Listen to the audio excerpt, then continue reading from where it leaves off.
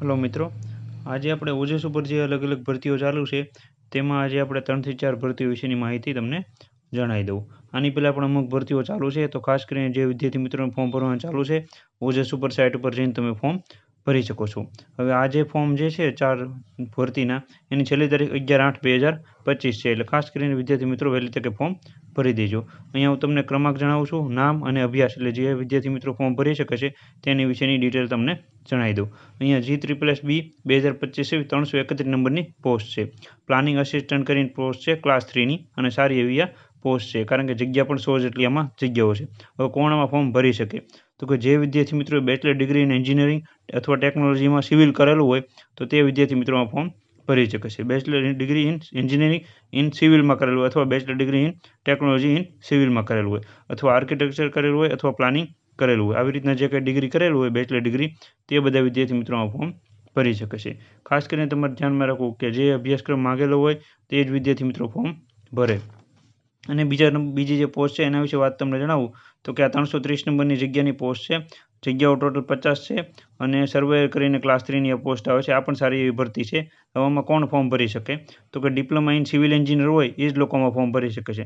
ખાસ કરીને ધ્યાન રાખવું, ડિપ્લોમા કરેલું હોય સિવિલ એન્જિનિયરમાં એ જ લોકો ફોર્મ ભરી શકે છે. સિવિલ એન્જિનિયર ડિગ્રીમાં કરેલું એ લોકોમાં ફોર્મ નહીં ભરી શકે. ખાસ કરીને ધ્યાનમાં રાખવું, એ લોકોમાં ફોર્મ ન ભરે.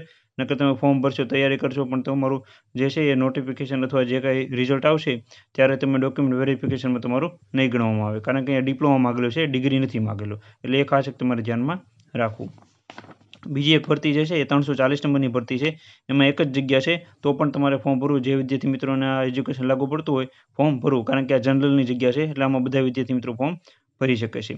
અને લેબોરેટરી આસિસ્ટન્ટની ભરતી છે, પણ ફોરેન્સિક સાયકોલોજી ગ્રુપવાળા જ આમાં ફોર્મ ભરી શકે છે. કોણ ભરી શકે? તો કે બેચલર ડિગ્રી ઇન સાયકોલોજીમાં કરેલું હોય, પ્રિન્સિપલ સબ્જેક્ટ હોવો જોઈએ સાયકોલોજી, તો જ ભરી શકે છે. જેમ કે અમુક વિદ્યાર્થી મિત્રોને સાયકોલોજીમાં બીજો ત્રીજો સબ્જેક્ટ હોય છે, તો તે લોકો ફોર્મ નહીં ભરી શકે. પહેલો ફર્સ્ટ સબ્જેક્ટ હોય પ્રિન્સિપલ સબ્જેક્ટ, જેમ કે ત્રીજું વર્ષ તમે પૂરું કરેલું હોય એ સાયકોલોજીમાં કરેલું હોવું જરૂરી છે. એ વિદ્યાર્થી મિત્રોમાં ફોર્મ ભરી શકે છે. 340 નંબરની જગ્યા છે, અને લેબોરેટરી આસિસ્ટન્ટની પોસ્ટ છે, જગ્યા 1 છે. આવી રીતે 3 ભરતી વિશેની માહિતી હતી. બીજી એક ભરતી છે, એ પણ સારી એવી ભરતી છે, એ હું તમને અહીંયા જણાવી દઉં. તો કે 326 નંબરની જે ભરતી છે, જગ્યાઓ ટોટલ 48 છે. તો આમાં ઘણા વિદ્યાર્થી મિત્રોને કન્ફ્યુઝન થતું હોય છે કે કયા વિદ્યાર્થી મિત્રો ફોર્મ ભરી શકે છે. તો કે સિનિયર સબ એડિટરની ભરતી છે આ, અથવા ઇન્ફોર્મેશન અસિસ્ટન્ટ. આવી રીતના આનું પોસ્ટ બંને એક જ છે, પણ નામ અલગ અલગ છે. ખાસ કરીને ધ્યાનમાં રાખજો, સિનિયર સબ એડિટર અને ઇન્ફોર્મેશન અસિસ્ટન્ટ. હવે આમાં કોણ ફોર્મ ભરી શકે? અને આ બધાની ડિટેલ આપણી ટેલિગ્રામ ચેનલ છે, એમાં PDF મૂકી દઈશ, જેમાં તમને ખ્યાલ આવી જશે ફી શું છે અને કયા એજ શું છે, લિમિટ, એની પણ તમને ખબર પડી જશે. એનો પણ એક અલગથી વિડીયો બનાવી દે એજ લિમિટનો, એટલે વિદ્યાર્થી મિત્રોને ખ્યાલ આવે. અહીંયા પહેલાં તમને જણાવી દઉં, જે વિદ્યાર્થી મિત્રોએ માસ્ટર ડિગ્રી કરેલું હોય in journalism and mass communication, આ વિદ્યાર્થી મિત્રો ફોર્મ ભરી શકે છે. અથવા માસ કોમ્યુનિકેશન એન્ડ જર્નલિઝમ, આમાં આ લોકો ફોર્મ ભરી શકે છે. ડેવલપમેન્ટ કોમ્યુનિકેશન, આ લોકો ફોર્મ ભરી શકે છે. આ લોકોએ જેમાં માસ્ટર ડિગ્રી કરેલું હોય એ જ લોકો ફોર્મ ભરી શકે છે. બેચલર ડિગ્રીની વાત નથી, માસ્ટર ડિગ્રીની વાત છે.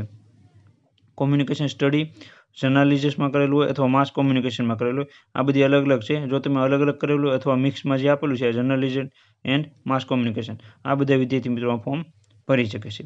બીજું તો કે bachelor degree in journalism and mass communication, આ લોકો પણ ફોર્મ ભરી શકે છે. Communication and journalism and public રિલેક્શન, આવી રીતના જે છે આ લોકો ફોર્મ. આમાં જે વિદ્યાર્થી મિત્રોએ આમાં ડિગ્રી અથવા બેચલર ડિગ્રી માસ્ટર ડિગ્રી કરેલું છે તે બધા વિદ્યાર્થી મિત્રોને ખ્યાલ હશે. તો તમારા મિત્રોને પણ આ વિડીયો શેર કરવો. જો કોઈ આ એજ્યુકેશનમાં અથવા આમાં બેચલર ડિગ્રી માસ્ટર ડિગ્રી કરી હોય તો તેને આ ભરતી વિશે કામ આવી શકે. પછી અહીંયા જર્નલિઝમ પ્રિન્સિપલ સબ્જેક્ટ હોય એ લોકોમાં ફોર્મ ભરી શકે છે.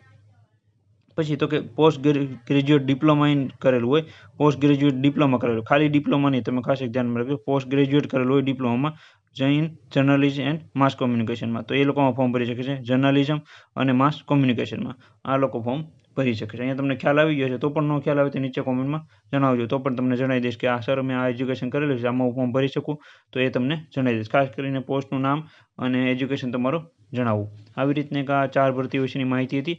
ઓજસમાં ફોર્મ ભરવાનું ચાલુ છે. 11/8 છેલ્લી તારીખ છે. વહેલી તકે ફોર્મ ભરી દેજો. જગ્યાઓ ભલે ઓછી હોય તો પણ તમારે ફોર્મ ભરવું. અને તમારા મિત્રો પણ આ વિડીયો શેર કરજો. વિડીયો ગમે તો લાઇક કરી આપજો, અને તમારા મિત્રને જે છે કહેજો કે આમાં ફોર્મ ભરાયું છે અને સારી એવી ગવર્મેન્ટ ભરતી છે. એવું નથી કે ખાલી ડિગ્રી કરેલો અથવા બેચલર ડિગ્રી કરેલો અને જે બધા ફોર્મ જનરલ ફોર્મ બધા ભરતા હોય તો એમાં જ ફોર્મ ભરવું. તમે જો પરીક્ષાની તૈયારી કરતા હો અને તમારું સબ્જેક્ટ વાઇઝ હોય પરીક્ષા તો તેમાં પણ તમારે ફોર્મ ભરવું. તે પણ સારી એવી ગવર્મેન્ટ જોબ જ છે. સેલરી પણ આમાં પણ બધી અલગ અલગ હોય છે અને સારી એવી સેલરી આમાં હોય છે. Thank you.